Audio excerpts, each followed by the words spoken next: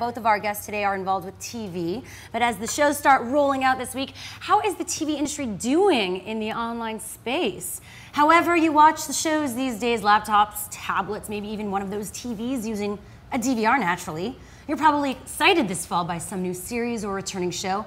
Social media is, of course, the way to engage audiences these days. So let's see what we've got this fall, shall we? Charlie's Angels has Facebook quizzes and games where you can earn your wings.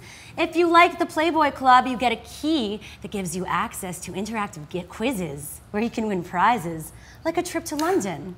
And shows like Terra Nova and Person of Interest both have robust Facebook engagement that includes pulling all kinds of information from your profile and then incorporating it into content that puts you in the world of the show. What am I doing here? I should be on Facebook. Playing Terra Nova.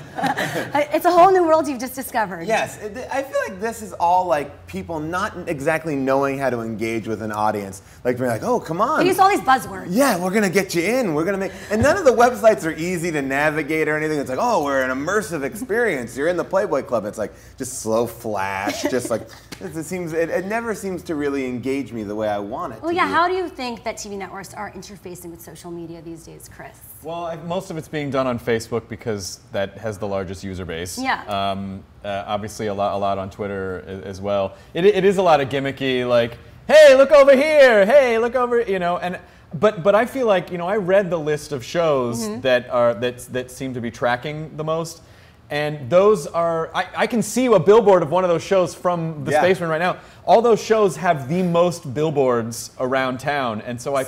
Oh, really? Yeah, but that's what it is. I think it's like it's out there in the public persona because like Whitney was on there. I feel like everywhere I go in Los Angeles, there is a sign for Whitney. So you can't just rely perhaps on social media. You kind of need to be everywhere. I don't think social media is the ultimate solution to everything. I think it's an important piece of the puzzle, but I think you need to create.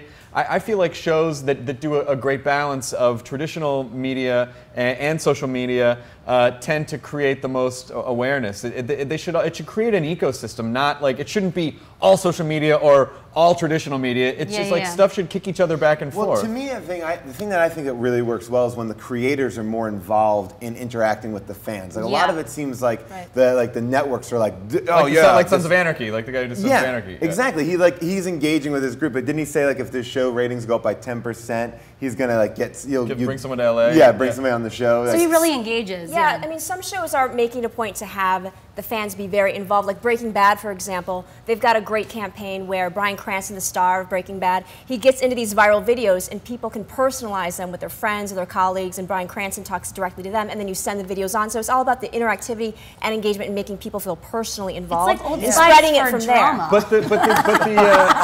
there. But like Subservient Chicken. You remember when Subservient Chicken was a thing? Yeah. And you could type in, jump up, and then he would jump. Or the monkey. Remember the one where you can make like a gorilla talk? Yeah, that was amazing. But now when you have meetings in TV or even like when I have book meetings or whatever, people they want to know what your social media rating is. Hey, that's what I was going to ask. Because you're bringing they want you to bring an audience. What's the balance in terms of how you promote your shows on your social streams? Are there contracts for this now? I think that people are very aware of when it smells forced. Yeah. Like when it seems like a tweet that is like an ad versus a tweet that's like a legitimate, like I like this thing.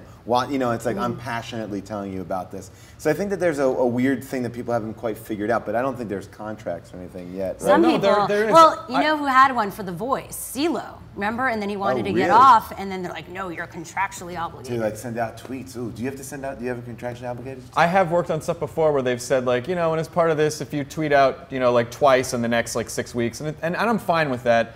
I've actually I've sent out sponsored tweets before, but they were things that I would have tweeted about anyway. It needs to feel authentic to who you are. And if someone was like, oh, we're going to pay, and I was very upfront with my followers about it, and I said, listen, I run this whole web portal. I have employees.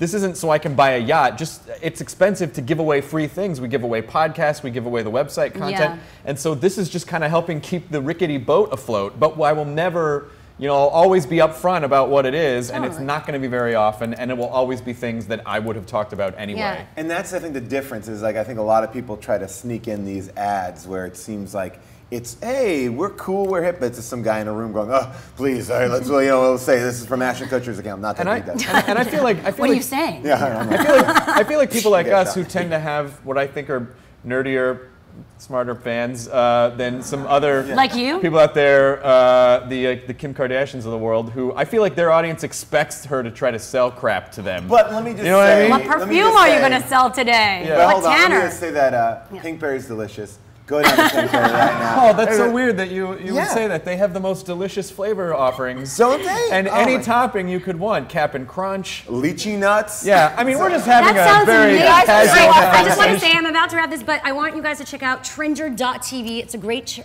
Yeah. to track all the social conversation. So around this. Trender.tv keeps a scorecard of Yeah. all the social media buzz around TV shows. Right now, the top 3 are Once Upon a Time, Revenge, Yeah. and we've got one other one. It is I can't see it, Terranova.